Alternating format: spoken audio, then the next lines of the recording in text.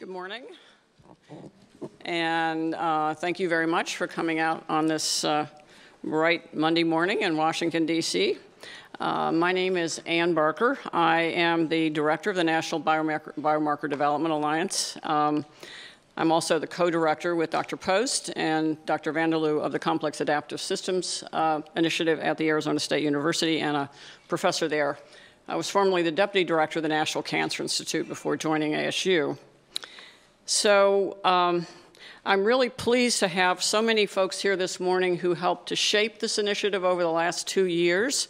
It's an initiative that has been long in coming. It goes back all the way to 2004, actually, at the time that Dr. Woodcock and I worked together on the Interagency Oncology Task Force when I was at NCI and she was at FDA. And it actually sort of is a recognition that the Critical Path initiative that she authored was and is extraordinarily important in the way that we're going to develop diagnostics and biomarkers in the future. So I've acknowledged so many people in the program. I couldn't possibly acknowledge everyone, but if I didn't get your name in the program and you felt like you made a contribution, well, thank you in addition to the people who are in that program.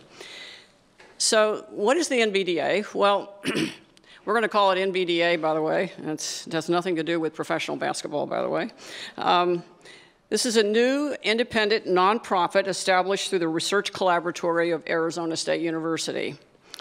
Our mission is to address the complex and urgent challenge of creating the standards that are needed to support an end-to-end evidence-based biomarker development process. And it could be processes, actually, because there are many kinds of biomarkers. We believe that this is the path to precision or personalized medicine. And we'll come back to that in just a second, and many of our speakers will actually talk more about that. So what are biomarkers? The first thing we learned over the last 2 years is that everybody has a different definition of a biomarker, even though there is a formal definition of a biomarker, which essentially is that they are reproducibly measurable signals or biological signals of normal or disease-related processes, or they could be changes due to therapy. I think we need a lexicon for biomarkers because nobody quite agrees on what that term actually means, and therein lies some of our issues, we think.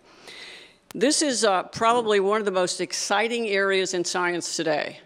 Why is that? Because biomarkers are the key to diagnosing disease, to actually prognosis, to diagnosis, to developing drugs, and the list goes on.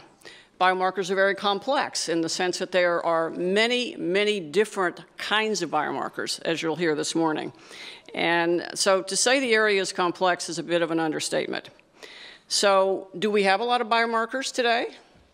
Well, the answer is yes and no. So the yes part is essentially that over the last many years, decades I would say, as reported by Dr. Post in 2012, over 150,000 papers had reported by 2012 the discovery of a biomarker, which adds up to hundreds of thousands of biomarkers potentially. However, if you look at the extent to which we've approved biomarkers over the years, the FDA approval of protein biomarkers has been something less than 1.5 per year since the early 1990s. And that's not because we haven't tried, because probably over 1,500 have been submitted for approval. And more biomarkers should be in the clinic today than are, but actually less than 100 are routinely used in the clinic today. So that's a picture that says between discovery, development, validation, and delivery, there's a lot to do.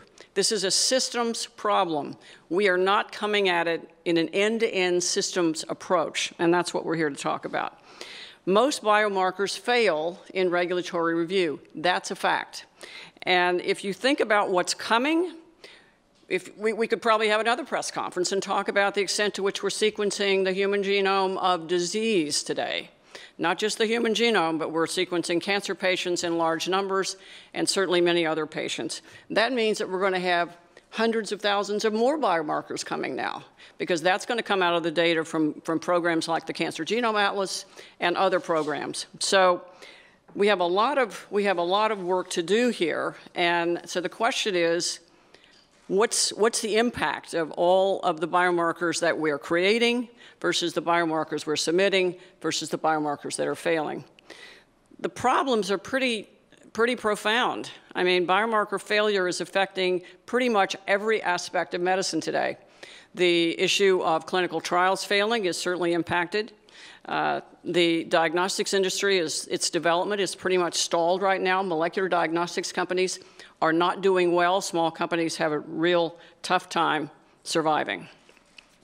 So if you add all this up, biomarkers could be a key, not just to saving lives, diagnosing disease early, but also to reducing healthcare costs. And that's a conversation we have in this town. It seems like it's been going on for decades, but it's certainly a profoundly important discussion today. So where is this problem coming from? We didn't set out to invent a problem of this magnitude. This is a complex systems problem. I'm going to keep saying that, and it's an end-to-end development issue. A discovered biomarker is not a qualified biomarker. It's not a validated biomarker. There are biomarkers that inform in discovery. That's very important. But there are biomarkers that transform once they actually make it through the clinic and are shown to be of extraordinarily high value. So this long road requires a lot of people and a lot of organizations getting involved in solving this problem. And if you look at the biggest part of this problem today, it's because we haven't diligently developed the standards that it takes to move from one module of biomarker development to another one. And every time that you move from one module to another in biomarker development, you spend a lot more money, and you're into this with a lot more commitment than you were, let's say, when you made your first discovery. So we're not here to say that we want to do away with discovery. We want discovery to continue. What we want to do is now sit down together, the communities that have to solve this problem, work together through the National Biomarker Development Alliance to actually come up with the standards that we need to empower this end-to-end process. So we're the first independent trans-sector organization that brings together these key stakeholders. And the stakeholders include academia, the private sector, the government, the regulators, everybody. And that's not Pollyanna. That's the way this problem has to be solved.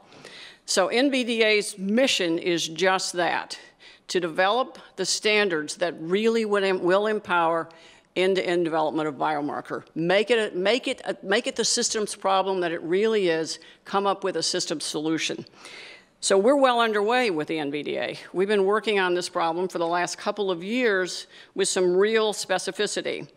We're working through demonstration projects. We have lots of people stepping up to actually work with us on demonstration projects in 4 classes of biomarkers, and you'll hear a little bit more about that from Dr. Compton. But we're working now, just to simplify our life, we're working in genomics, proteomics, imaging, and complex biomarkers. And we have demonstration projects in all of those. We also have a goal, and this is a stretch goal, of creating some national resources for biomarker development. We are really lacking these. We need a biorepository that people can go to and look at their biospecimens to see what are the reasons, for example, that their particular biomarker is not reproducible. It may very well have to do with the quality of their biospecimen.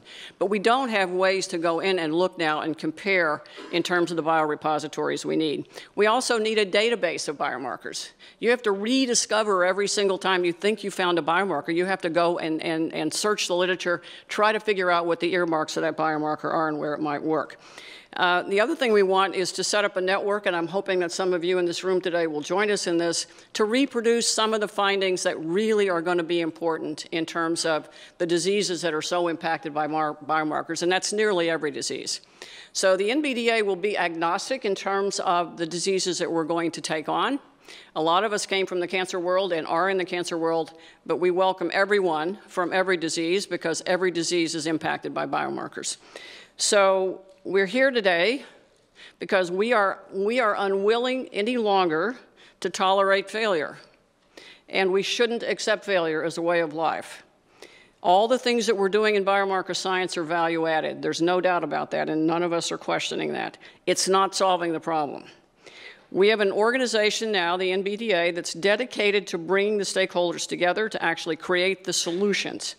That's our mission. It's a simple mission, but a very difficult one. So to continue to tolerate failure that we have today means that precision or personalized medicine will remain an interesting but largely unattainable ideal. That would be tragic. And we have invested literally billions of dollars to bring us to this point. So our message today is we're about doing something about this. So the war metaphor isn't so popular in town today, but we're declaring war on failure.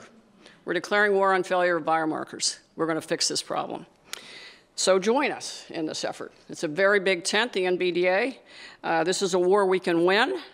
It's one we already know how to win. A lot of the information is already there. We just have to put it together. Some of it will require new science.